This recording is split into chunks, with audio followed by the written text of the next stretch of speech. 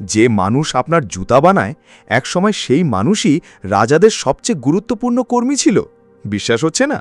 আজ যাদের আমরা মুচি নামে চিনি, ইতিহাসের একসময় তারা ছিল যুদ্ধ, রাজনীতি আর সমাজের অপরিহার্য অংশ। কিন্তু কিভাবে একটি পেশা ধীরে ধীরে জাতিতে পরিণত হলো? কেন সমাজ তাদের নিচু চোখে দেখতে শুরু করল? আর সেই ইতিহাসের পেছনে লুকিয়ে আছে এমন কিছু সত্য যা শুনলে আপনি সত্যিই অবাক হবেন। আমরা সাধারণত মুচি বলতে বুঝি জুতা মেরামত বা চামড়ার কাজ করা মানুষকে, কিন্তু এই শব্দের উৎপত্তি নিয়ে রয়েছে বহু মত। কেউ বলেন সংস্কৃত মুচক বা মোচক শব্দ থেকে এসেছে মুচি, যার অর্থ চামড়াজাত দ্রব্য প্রস্তুতকারক। আবার ইতিহাসবিদদের একাংশ মনে করেন ভারতীয় উপমহাদেশে যখন নগর সভ্যতা গড়ে উঠতে শুরু করে তখন থেকেই আলাদা চর্মশিল্পী গোষ্ঠী তৈরি হয়। ভাবুন তো, যখন মানুষ খালি পায়ে হাঁটত তখন যুদ্ধ, কৃষি আর দীর্ঘ ভ্রমণের জন্য জুতার প্রয়োজন হয়ে দাঁড়ায় জীবন মরণের প্রশ্ন। আর তখনই সমাজে গুরুত্ব বাড়তে থাকে চামড়ার কারিগরদের। অনেকেই জানেন না, প্রাচীন ভারত আর বাংলার বিভিন্ন রাজদরবারে দক্ষ চর্মকারদের বিশেষ মর্যাদা ছিল। কারণ শুধু জুতা নয়, তারা তৈরি করত যুদ্ধের ঢাল, ঘোড়ার জিন, সৈন্যদের বর্মের অংশ, এমনকি বাদ্যযন্ত্রের চামড়াও।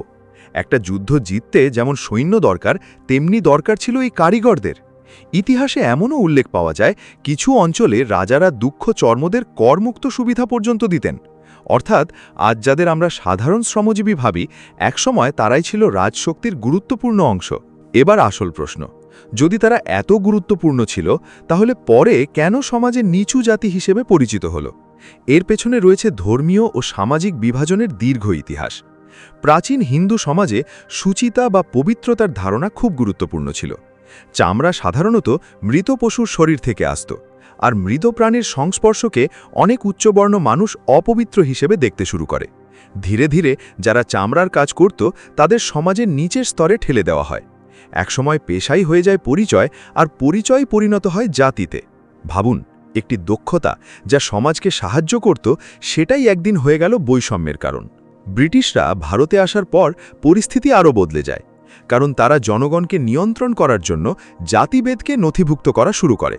1871-এর ব্রিটিশ সেন্সাসে বিভিন্ন পেশাভিত্তিক গোষ্ঠীকে স্থায়ী কাস্ট বা জাতি হিসেবে তালিকাভুক্ত করা হয়। এর ফলে আগে যে পরিচয় কিছুটা পরিবর্তনশীল ছিল তা স্থায়ী হয়ে যায়। অর্থাৎ যে পরিবার একসময় পেশা বদলাতে পারত, পরে তারা বাধ্য হয়ে একই পরিচয়ে আটকে যায়। এই নীতি বহু মানুষের সামাজিক অবস্থানকে চিরস্থায়ীভাবে প্রভাবিত করে। বাংলার গ্রামগুলোতে মুচিরা ছিল অত্যন্ত প্রয়োজনীয় মানুষ।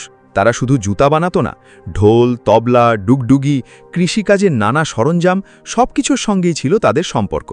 কিন্তু সমাজে বৈষম্যের কারণে অনেক জায়গায় তারা আলাদা পাড়ায় বাস করত। মন্দিরে ঢুকতে বাধা, স্কুলে বৈষম্য, এসব ছিল বাস্তবতা। তবুও তারা হার মানেনি। নিজেদের সংস্কৃতি, গান, লোকজ ঐতিহ্য সবকিছু ধরে রেখেছে প্রজন্মের পর প্রজন্ম। আজ সময় বদলেছে। বাংলাদেশ ও ভারতের বহু মুচি পরিবার এখন শিক্ষা, ব্যবসা, রাজনীতি আর সংস্কৃতিতে গুরুত্বপূর্ণ ভূমিকা পালন করছে। অনেকে আন্তর্জাতিক মানের চামড়া শিল্প গড়ে তুলেছে। কারো সন্তান ডাক্তার, কারো সন্তান ইঞ্জিনিয়ার। অর্থাৎ ইতিহাসের বৈষম্য থাকলেও পরিবর্তনের গল্পও কিন্তু তৈরি হচ্ছে প্রতিদিন। একটা বিষয় ভেবে দেখুন তো, সমাজ যাদের নিচু চোখে দেখেছে তাদের তৈরি জুতা পরেই কিন্তু সেই সমাজ শত শত বছর হেঁটেছে। ইতিহাস আমাদের একটা বড় শিক্ষা দেয়, কোনো কাজ ছোট নয়, ছোট হয় মানুষের মানসিকতা। আপনার কি মনে হয়, পেশার কারণে মানুষকে বিচার করা কি কখনো ঠিক হতে পারে? কমেন্টে আপনার মতামত জানান। আর এমন অজানা ইতিহাস জানতে এক্ষুনি চ্যানেলটি সাবস্ক্রাইব করুন।